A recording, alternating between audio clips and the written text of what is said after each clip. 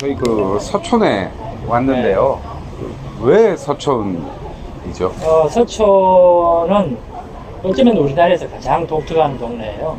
경복궁의 동척, 북촌, 그리고 북측은 삼청동이라고 하죠. 네네. 그 다음에 경복궁의 서쪽이 이제 서촌입니다. 북촌은 조선시대 때 고위공직자들이 주로 살았던 데고, 네.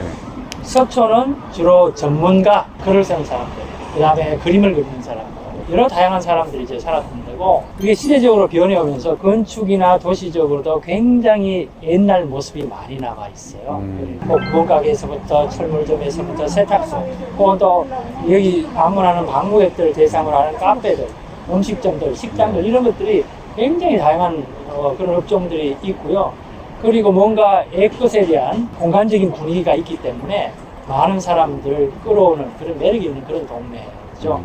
저희들이 한번 둘러보면서 네. 또 한번 같이 이야기하면 여러 가지 것들을 배울 수 있을 것 같아요. 알겠습니다. 그럼 지금부터 한번 출발해 보겠습니다. 좋습니다. 네.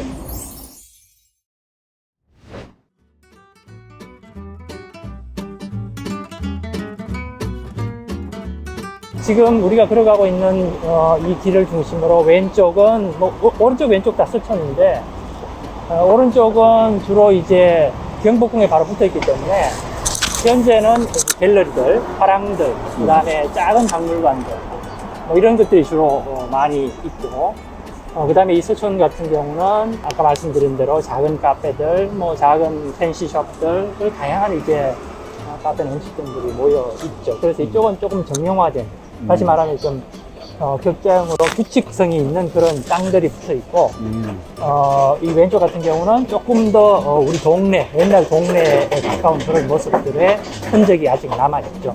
지금 서촌에서 가장 대표적인 골목에 와 있어요.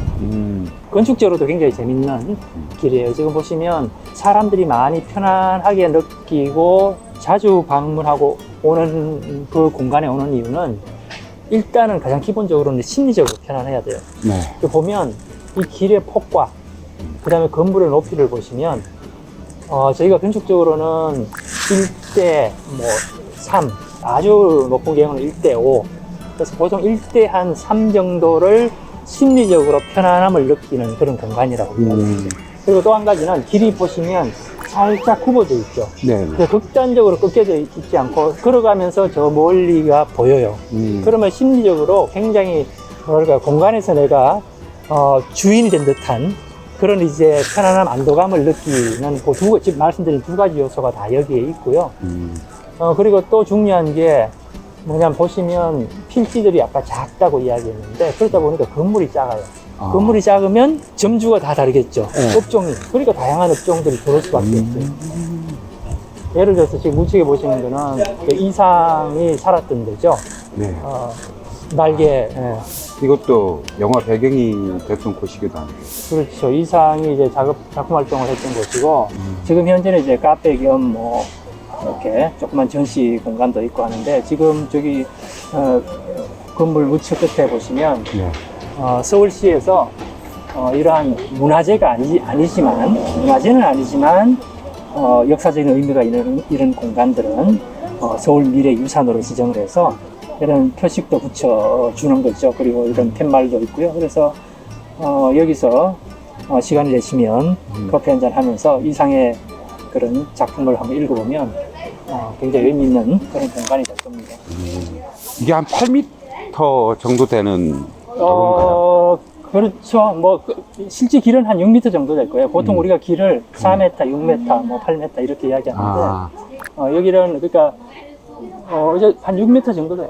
그러니까 이게 걸어 다닐 수 있는 곳과 그다음에 어떤 데는 차 이동이 중심이 되는 도로가 확연하게 사람들이 오는 게 다른 것 같더라고요. 서울시청 앞에 원래 거기가 가장 번잡한 교차로였죠. 네네. 그러다 그게 광장으로 바뀐 게 2005년입니다.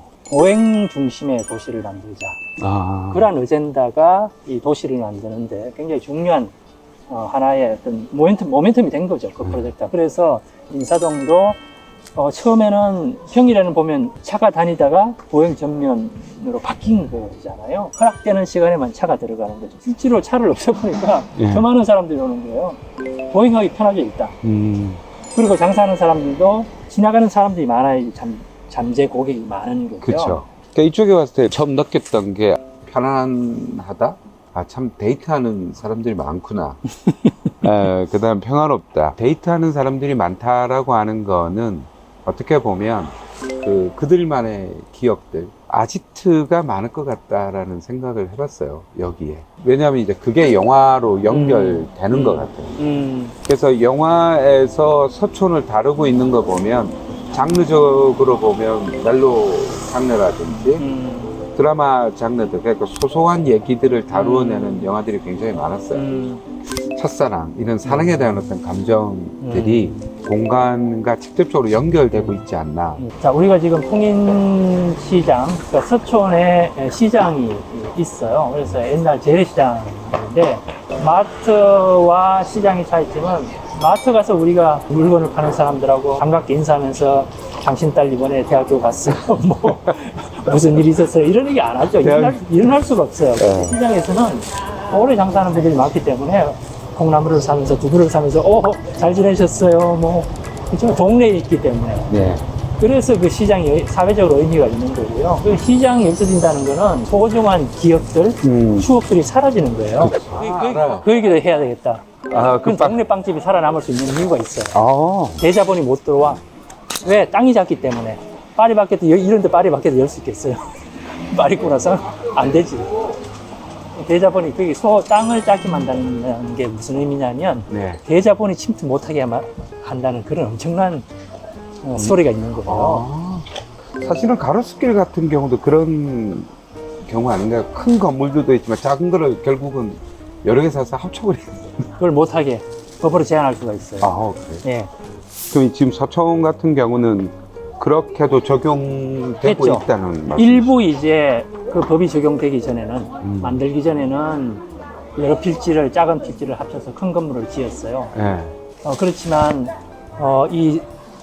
뭐랄까, 도시 공간의 중요성을 인지를 하고 많은 전문가들이 공무원 서울시와 같이 해서 이러한 작은 필지와 옛날의 도시 조직, 좁은 골목들이 남아있는 걸 지켜야 되겠다고 생각하고는 그런 합의를 해서 큰 건물을 짓는 걸 못하게 막았어요. 지금 서촌도 그렇게 돼 있는 거고요. 북촌도 그렇고.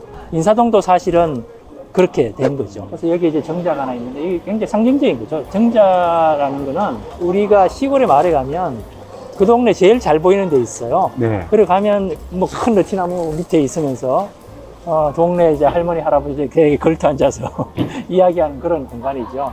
그래서 여기도 보면 이 서촌에서 어쩌면 가장 시각적으로 가장 잘 보이는데요.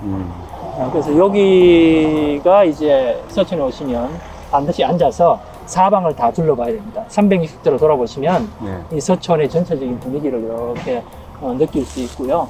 지금 큰 길가는 아무래도 이제 아까 말씀드린 것처럼 작은 필지들을 합의를 해서 큰 건물이 많이 생겼고요. 그래도 보시면 이제 한옥들이 군데군데 남아 있는데 그런 것들은 이제 옛날 필지의 금이라고 봐야 되겠죠.